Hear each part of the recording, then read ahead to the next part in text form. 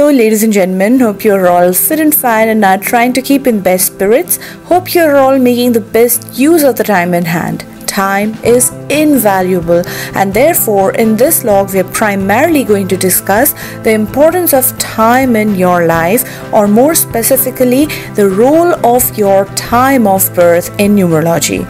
That's going to be the primary topic of the day, and apart from that there's also going to be a secondary topic as well, and that is of course the numerology forecast for the month of December 2020. Those of you who are majorly interested in the forecast can find the time frame in the description box below. The description box also contains some other important links, so do remember to check that.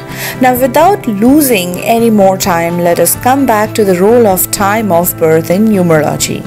Many people who have very little knowledge on the subject discard numerology as a shallow subject, and they say that it cannot provide much accuracy and insight.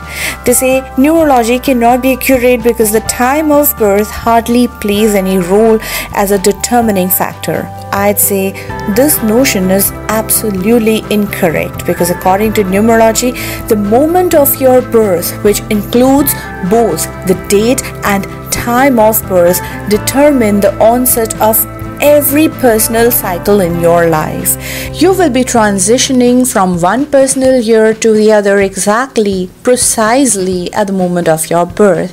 This means if you're born on the 15th of April at 6:45 p.m., you will be transitioning from one particular year to another right on 15th of April precisely at 6:45 p.m. only. But because the time span of the personal year is pretty big, the specific time of onset of the personal year usually goes unnoticed.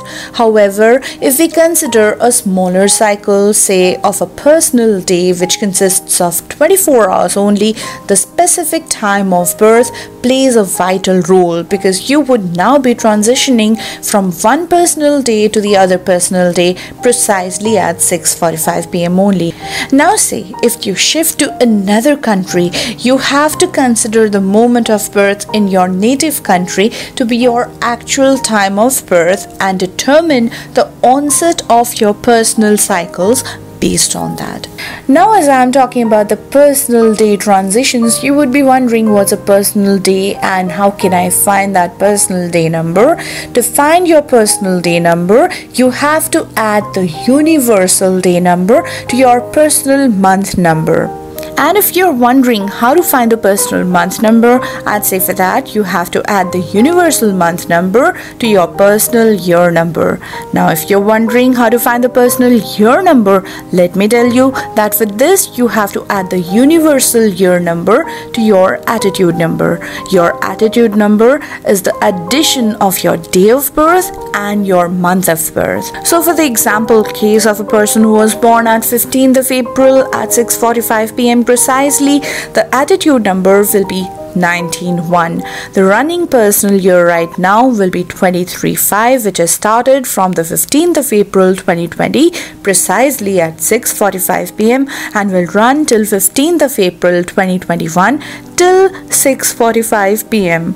The month of December 2020 in this case will be 35-8 personal month, starting from 15th of December 2020 from precisely 6:45 p.m. and running till 15th of January 2021 till precisely 6:45 p.m. Yes, the universal year will be changing, but the specific personal cycle with respect to the universal year will only begin from the moment of birth, which is 15th of April 6:45 p.m. In that case, you may question me, how then can the change in the universal year affect the person? Well, to that I'd say that all your personal numbers always need to be seen with respect to the ongoing universal energy or the universal cycle. You can go through personal year 1, 3, 5, 7, anything, but that has to always be seen or judged along with the universal trend. We are all separate individual entities, yet a part of the whole.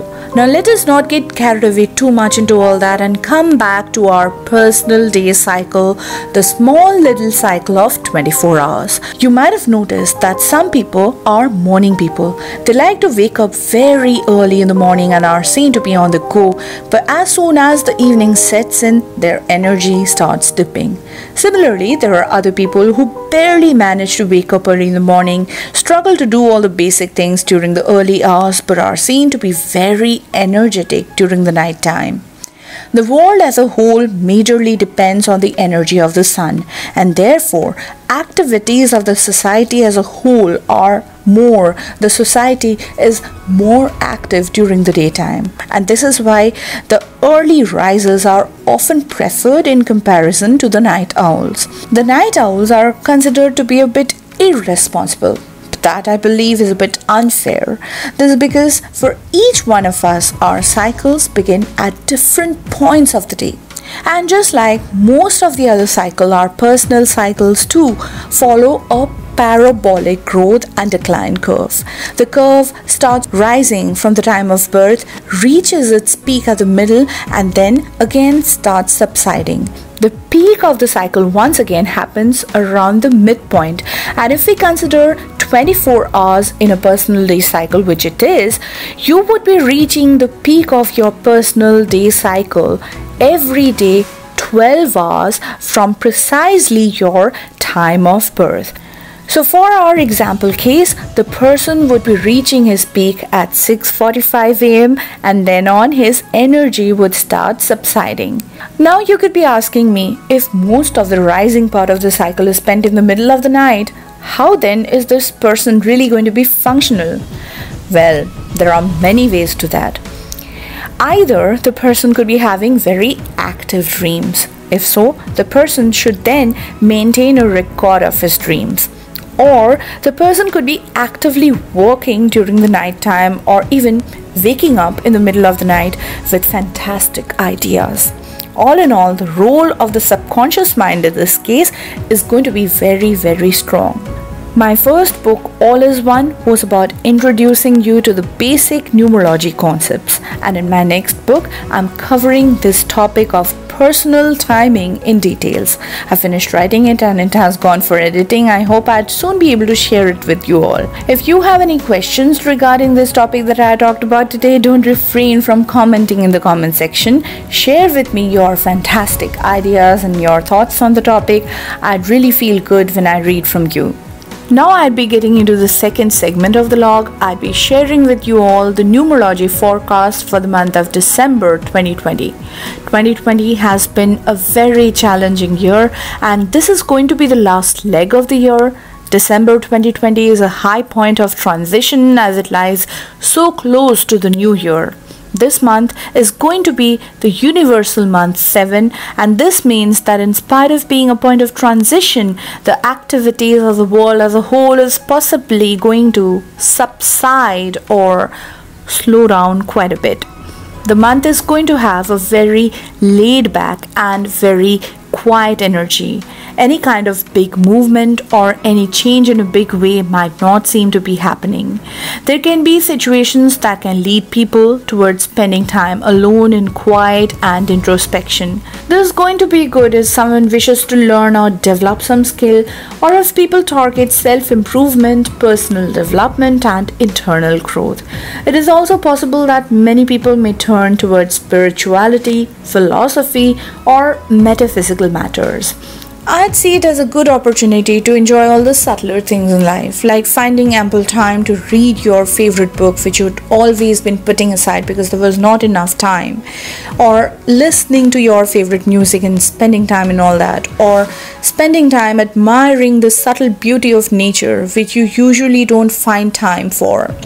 So find out what makes you feel good, what feeds your soul, and completely immerse in all that. Don't expect any big news or big story coming out to entertain you like before.